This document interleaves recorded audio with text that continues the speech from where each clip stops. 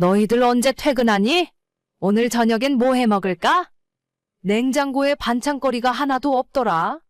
글쎄, 엄마 좋아하는 낙지볶음 해 먹을까? 당신 퇴근하는 길에 마트 좀 들렀다 올 수 있지? 장 보는 김에 우리 엄마 좋아하는 간식도 좀 몇 가지 사와봐. 집에서 하루 종일 심심하시겠다. 나 오늘 조금 늦을 것 같은데 7시는 되어야 퇴근할 수 있을걸? 집에 가면 7시 반 넘을 텐데 저녁은 대충 먹던지 하자. 어머님 낙지볶음 드시고 싶으세요? 그럼 그냥 배달이라도 시킬까요? 배달? 배달은 무슨 배달이야? 집에 있으면 집밥을 해서 먹어야지. 됐다. 내가 마트 나갔다 오마. 아무리 나가서 돈을 번다고 해도 그렇지 집에 먹을 게 하나도 없냐? 뭐? 엄마가 마트까지 나간다고? 안 돼. 엄마 아직 여기 주변지리 아무것도 모르잖아. 우리 동네는 복잡해. 엄마 살던 곳이랑 완전 달라. 그냥 집에 얌전히 계시는 게 돕는 거야. 저녁은 엄마 좋아하는 걸로 시켜 먹지 뭐. 네, 죄송해요, 어머님. 제가 일찍 끝나는 날 마트에서 장 봐놓을게요. 요즘 회사가 너무 바빠서 정신이 하나도 없었네요. 아유, 너 일하느라 힘든 건 알지. 그래도 집안 살림을 너가 맡아서 하는 걸로 알고 있었는데 이 정도로 엉망일 줄은 몰랐다. 차라리 회사 그만두고 집에서 살림이나 하는 게 낫지 않겠어?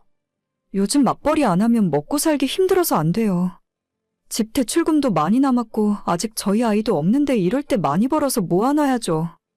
그래, 너희들 일이니까 너희들 마음대로 해라. 내가 그런 걸로 잔소리하는 사람은 아니야. 어차피 며칠 안 있을 거라서 살림살이 간섭하고 싶지 않은데. 그래도 집안 꼴이 엉망인 게 눈에 너무 보이니까 안타까워서 그렇지. 어차피 나도 낮에 할 일 없는데 내가 청소 빨래 다 해주랴? 아니에요. 어머님 몸도 안 좋으신데 그냥 편히 쉬세요. 제가 집안일에 조금 더 신경 쓸게요. 회사 일 때문에 너무 바빠서 요즘 소홀했던 것도 사실인데 원래 평소에는 이렇지 않거든요. 그래, 우리도 알아서 잘 해먹고 살아. 엄마가 하필이면 너무 바쁠 때 와서 그래. 저 사람 회사가 연말 연초에 정신 없거든. 엄마는 어차피 2주만 있다가 내려가실 거니까 우리 집안일까지 신경 쓰실 필요는 없어. 나도 알지. 그래서 조용히 있으려고 하잖아. 아무것도 안 하고 조용히 있다가 내려가려고 했는데 자꾸 눈에 보이는 걸 어떡하니? 알겠어. 엄마도 거기까지만 하시고. 이따 저녁에 낙지볶음 드시고 싶다고 했지? 내가 퇴근하는 길에 사서 포장해 가지고 갈게. 집 근처에 맛있게 잘하는 곳 있어. 어머님 저는 오늘 좀 늦으니까 남편하고 둘이 먼저 식사하세요. 모처럼 저희 집에 올라오셨는데 제가 대접도 잘 못해드려서 정말 죄송해요. 아니다. 너도 돈 버느라 고생인데 뭐. 나는 진짜 신경 안 써도 되니까 하던 대로 해. 어차피 며칠 있으면 내려갈 사람이잖니. 시어머니가 최근 병원 진료 때문에 저희 집에 올라와 계십니다. 어머님 사는 곳은 지방 작은 소도시라서 대형 병원이 없더라고요. 시댁엔 아버님도 안 계시고 어머님 혼자 사시는데 병원에 입원을 하거나 통원 치료를 할 때 혼자서 하시기 힘들잖아요. 버스를 거의 1시간 가까이 타고 시내로 나오면 병원이 있긴 한데 매번 왔다 갔다 통원 치료를 하기가 힘들어서 그냥 저희 집에 올라와 계시기로 했어요. 최소 2주 정도는 일주일에 3번씩 병원을 가야 하는데 아예 그럴 바에는 우리 집에서 편하게 지내시며 병원 다니시라고 제가 배려를 해드린 거죠. 처음 며칠은 조용히 지내시는 것 같더니 점점 선을 넘고 제가 해드린 배려가 무색하게 집안 살림 지적을 하기 시작하셨습니다. 그나마 남편이 중간 역할을 잘했기 때문에 제가 받을 스트레스를 많이 줄여주긴 했어도 어머님이 하루 종일 집에 계시면서 빨래니 청소니 살림살이 뒤지고 다닐 생각을 하니 내가 괜한 짓을 했구나 싶었어요. 오늘 월급날인데 어머님이랑 맛있는 거 먹자. 하루 종일 집에만 계시니까 답답해 하시는 것 같아. 그래, 뭐 먹을까? 당신 좋아하는 돼지갈비 먹으러 갈까? 어머님 고기 별로 안 좋아하시잖아. 저번에 보니까 해산물 잘 드시던데 회를 먹던지 해물탕을 먹던지 해. 알겠어. 아예 엄마 용돈도 현금으로 뽑아놨다가 이따 밥 먹을 때 드리고 장모님 용돈은 지금 내가 바로 보내드릴게. 그게 낫겠다. 저녁 먹으러 가기 전에 현금으로 뽑아와. 그럼 집 앞에 횟집에 3명 예약해 놓을게. 당신 오늘은 일찍 퇴근하지? 그럼 월급날인데 칼퇴근 해야지. 이제 어머님 계실 날도 며칠 안 남았네. 우리 엄마 때문에 스트레스 받고 당신이 진짜 고생이다. 조금만 참아. 어쩔 수 없지 뭐. 그래도 예전에는 어머님 나중에 연세 많이 드시면 혼자 살기 힘드니까 모시고 살아볼까 생각했던 적도 있었거든. 아, 그런데 안 될 것 같아. 며칠 계시는 건 상관없는데 계속 같이 살다간 사이 안 좋아질 것 같더라. 그래, 모시고 사는 건 좀 그렇지. 나도 그건 좀 아니라고 봐. 엄마가 같이 살자고 해도 내가 절대 결사반대할 거니까 당신은 아무 걱정하지 말고. 아무튼 이따가 퇴근하고 바로 횟집으로 와. 알겠어, 이따 봐. 저희가 결혼하고 지금까지 시댁과 친정에 똑같이 용돈을 드리고 있었어요. 친정에는 부모님 두 분 다 계시고 아빠가 아직 직장을 다니고 계셔서 생활비가 모자란 건 아닙니다. 그래도 어머님한테 30만 원을 드리고 있으니 남편이 처갓집에도 똑같이 드려야 이치에 맞다면서 친정에도 30만 원씩 보내고 있었거든요. 친정 부모님은 용돈 필요 없다고 말씀하시고 저희가 용돈을 보내드려도 그것보다 더 많이 돌려주시는 분들이거든요. 시골에 혼자 사는 어머님이 생활이 조금 불편하시고 노후 준비조차도 잘 안 되어 있기 때문에 저희가 드리는 용돈이 생활에 큰 도움이 될 겁니다. 그날 저녁을 같이 먹으면서 어머님께 용돈을 드렸더니 뭘 이런 걸 다 주냐고 매번 고맙다며 마음에도 없는 소리를 하시더라고요. 그래서 저도 아무 생각 없이 제 친정 부모님한테도 보냈으니까 걱정 말고 받으시라 했더니 너희 부모님한테도 똑같이 30씩 보내냐고 되물어보셨어요. 당시에는 별 생각 없이 그렇다 대답하고 말았는데 어머님 표정이 별로 좋지 않으셨습니다. 그리고 바로 다음날 남편 몰래 어머님이 저한테 이상한 말씀을 하시더군요. 용돈을 양쪽에 똑같이 주는 게 맞니? 너희 아버지 아직 일하고 계신 거 아니냐? 네, 저희 아빠는 정년이 아직 몇 년 남으셨어요. 그게 뭐 잘못됐나요? 아니, 너희 부모님은 일도 하고 있고 돈이 그렇게 급한 것도 아니잖아. 재산도 좀 넉넉하게 있다고 들었는데. 그럼 굳이 너희들이 용돈까지 드릴 필요가 있니? 아, 원래 어머님한테만 보내드리기로 했었는데 남편이 양가 부모님들 똑같이 해야 한다고 해서요.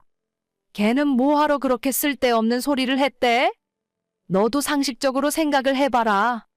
너희 부모님이 30만 원 받는다고 살림살이가 나아지기라겠어? 기분이 좋기라겠니? 차라리 그 돈을 나한테 주면 내가 겨울에 찬바람 맞으며 나가서 일할 필요도 없잖아. 아, 그런데 저는 그런 건 잘 모르겠어요. 저희 집 돈 관리는 전적으로 남편이 다 하고 있어서 그냥 남편 하자는 대로 하는 거니까요. 어머님이 그런 생각이시면 남편한테 한번 직접 말씀해 보세요. 내가 어떻게 그래? 그걸 중간에서 너가 눈치껏 이야기해줘야지. 너희 부모님은 돈 필요 없으니까 그냥 나한테 2배로 주자고 이야기해봐라. 내가 그랬다고 하지 말고. 글쎄요, 저는 그렇게 생각 잘 안 하고 있어서. 저희가 여유 있는 건 아니지만 양가 부모님 용돈은 똑같이 드리는 게 맞지 않을까요? 어머님 용돈이 더 필요하세요? 돈이야 있으면 좋은 거지. 그런데 굳이 필요하지도 않은 곳에 꽁돈을 쓸 이유가 없잖아. 잠시만요. 엄마, 내가 맨날 내 용돈에서 20만 원씩 더 드리잖아. 그거면 충분하지. 왜 장모님 용돈까지 뺏으려고 그래? 아니, 그게 아니라 며느리랑 이야기하고 있었는데 너가 왜 끼어들어? 그게 중요해? 엄마 진짜 적당히 해. 며느리가 엄마한테 많이 양보하면서 살고 있잖아. 그럼 엄마도 시집살이 시킬 생각 하지 말아야지. 내가 무슨 시집살이를 시켜? 나같이 편하게 해주는 시어머니가 어디 있다고 그래? 엄마 마음 다 알겠는데 며느리한테 그러면 안 돼. 그리고 장모님한테 용돈 드리면 그 돈으로 전부 우리 반찬 만들어서 가져다 주셔. 겨울 되면 사위 춥다고 패딩 사주고 코트 사주고 우리 장모님 장인어른 같은 분들이 없다고. 근데 겨우 용돈 30 때문에 서운한 소리 해야겠어? 내가 뭘 어쨌다고? 그냥 내 형편이 어려우니까 나한테 신경을 더 쓰는 게 낫지 않나 해서. 너희 장인장모는 먹고 살만하다며. 그거랑 엄마랑 아무 상관없어. 엄마 자꾸 이렇게 불편하게 하면 앞으로 며느리 얼굴 못 보게 될 거야. 내일 진료 마지막 날이지? 그거 끝나는 대로 바로 내려가. 너는 진짜 누구 아들이니? 내가 며느리한테 대체 뭐라고 했다고 그래? 얘 너도 입이 있으면 말 좀 해봐라.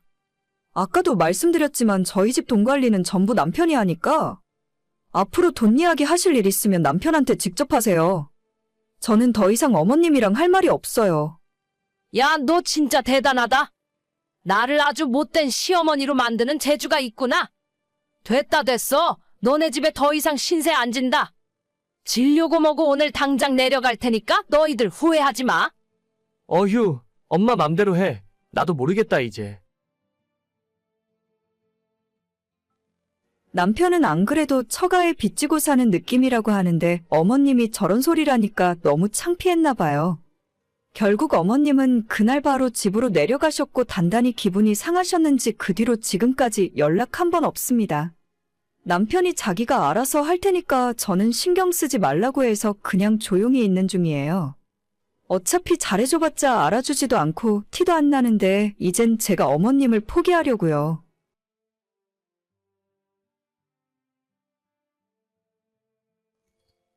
내일이네. 우리 상견례 날도. 나는 우리 부모님 모시고 오전에 일찍 내려가려고. 따로 오전에 할 일이 있으시대. 우리 동네는 처음 오시는 걸 텐데 무슨 볼일을 보고 오시려고? 1시에 예약해놨기 때문에 늦으시면 좀 곤란한데. 아니야. 오전에 약속이라고 하시니까 12시 전에는 볼일 끝나실 거야. 뭔지는 나도 잘 모르겠어. 엄마 아빠 두 분 모두 어디 좀 갔다 오신다고 하더라고. 그래, 뭐 나야 늦지만 않게 오시면 아무 상관없지. 주말이라 차로 1시간 가까이 걸릴 텐데 운전 조심해서 내려와. 나는 이따가 엄마랑 같이 백화점 다녀오려고. 엄마가 그래도 상견례하면 오빠네 부모님을 처음 뵙는 자리인데 입을 만한 옷이 없다고 하셔서 한 벌 사드릴 생각이야. 에이 뭐 옷까지 새로 사셔? 어차피 우리 결혼은 다 결정된 상황인데 그냥 부담 없이 인사하고 식사하는 자리니까 괜히 긴장하지 마시라고 해. 그래도 우리 엄마 마음은 그렇지 않은가 봐. 모처럼이니까 좋은 옷 사드려야지. 알겠어. 백화점 갔다가 일찍 들어가서 쉬고 내일 보자. 그래, 오빠도 오늘은 일찍 쉬어.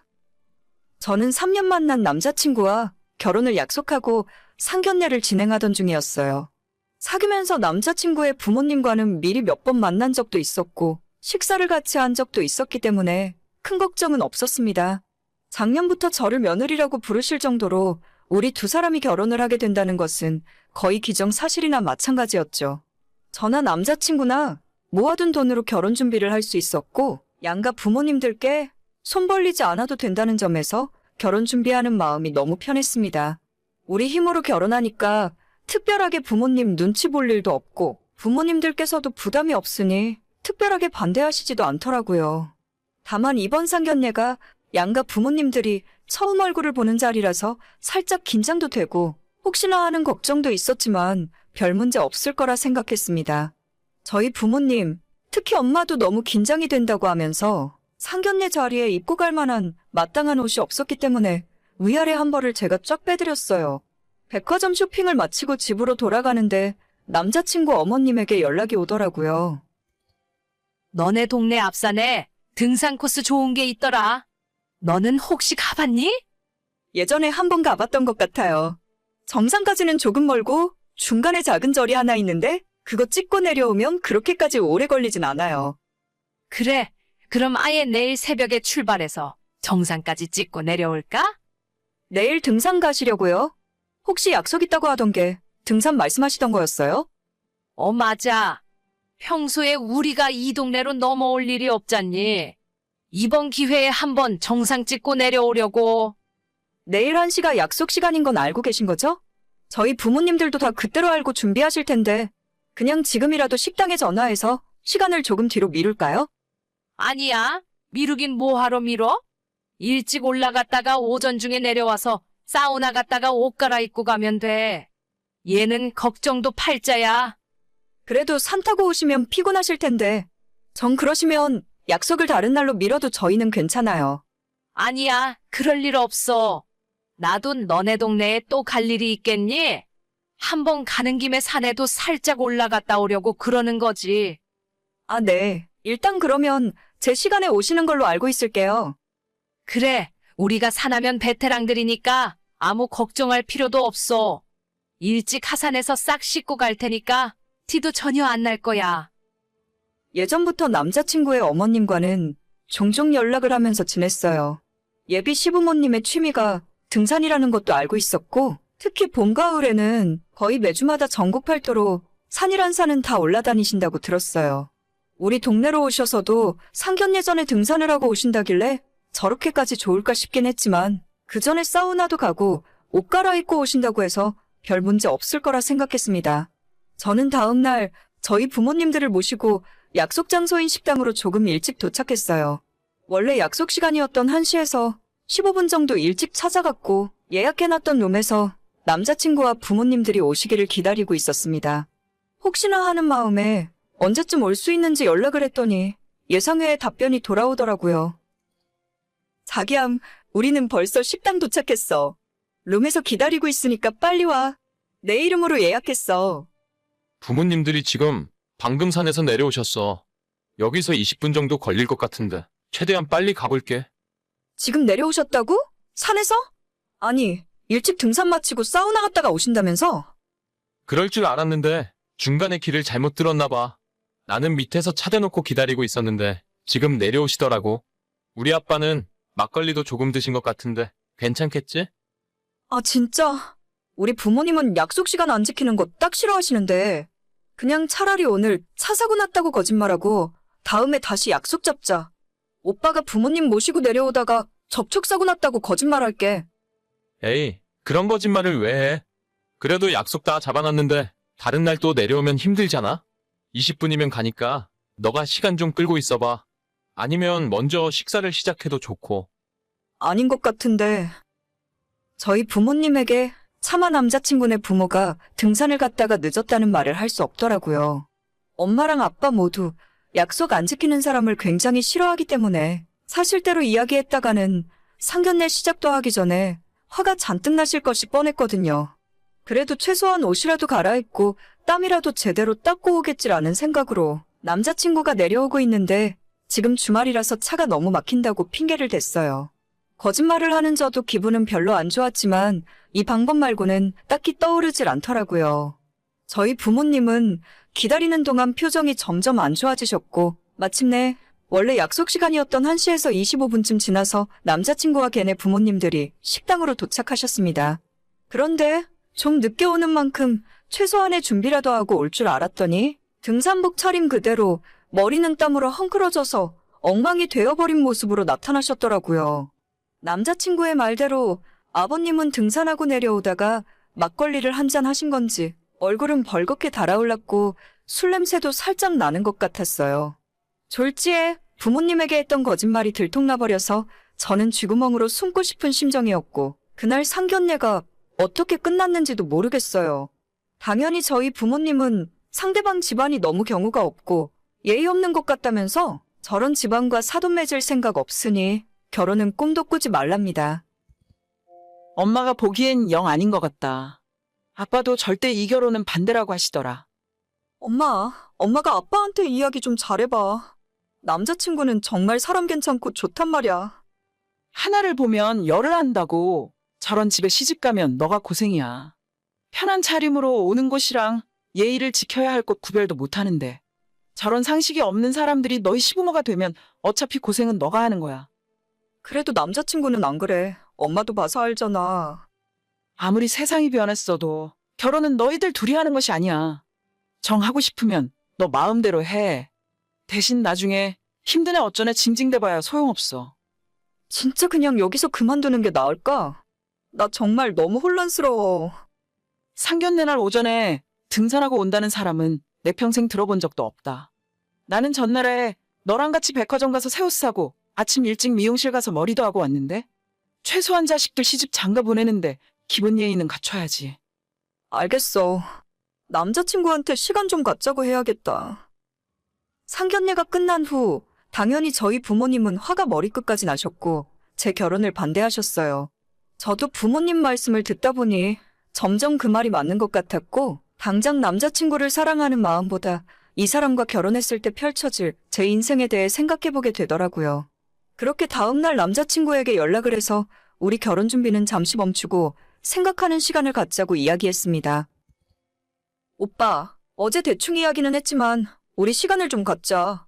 이대로는 내가 오빠랑 결혼 못할 것 같아. 아니, 대체 그게 무슨 소리야? 어차피 결혼은 우리 두 사람이 하는 건데 부모님이 뭐라고 하든 무슨 상관인데? 우리 부모님도 요즘 세상의 상견례는 다 형식적인 거지. 뭘 그렇게 심각하게 구냐고 뭐라 하시더라. 미안, 오빠네 부모님이랑 우리 부모님 생각이 너무 다른가 봐. 아무리 그래도 그렇지. 우리 엄마는 미용실 가서 드라이까지 하고 왔는데 등산복에 선캡 쓰고 나타나는 건 조금 그렇지 않니? 등산하다 보면 원래 다 그런 거야. 계획대로 일찍 하산하셨으면 사우나 갔다가 제대로 꾸미고 가셨을 거라고. 약속 시간 늦을까봐 부랴부랴 씻지도 못하고 갔더니 이런 소리나 들을 줄은 몰랐다. 어쨌든 나는 우리 부모님 생각이 맞는 것 같아. 오빠네 부모님이 나랑 우리 집안을 우습게 생각하셨나 봐. 이런 취급받으면서 며느리 노릇할 생각 없어. 그까지도 옷차림이 대체 뭐가 중요하다고 결혼까지 엎어? 너 나중에 후회하고 울고불고 매달리지나 마. 그럴 일 없을 것 같아. 어떻게 보면 별일 아니라고 생각할 수도 있지만 하나를 보면 열을 안다고 하잖아요. 상견례 자리에서조차 저희 부모님을 편하게 보고 쉽게 여기는데 결혼하고 나면 저를 어떻게 대하실지 안 봐도 뻔한 상황인 것 같아요. 주변 사람들에게 이런 이유로 파혼했다고 이야기를 했더니 어떤 사람들은 잘했다고 아예 처음부터 엮이지 않는 것이 맞다고 하는 사람들도 있고 어떤 분들은 요즘 세상에 옷차림 좀 편하게 할 수도 있지 너무한다는 사람들도 있더라고요. 뭐가 어찌됐건 간에 저는 부모님의 판단을 믿습니다. 저보다 훨씬 오랜 세월 사시면서 많은 사람을 만나보셨을 테니 부모님의 말씀이 더 정확하시겠죠. 오늘의 사연은 여기까지입니다. 구독과 좋아요, 알림 설정은 많은 힘이 됩니다. 다들 행복하시고 좋은 하루 되세요.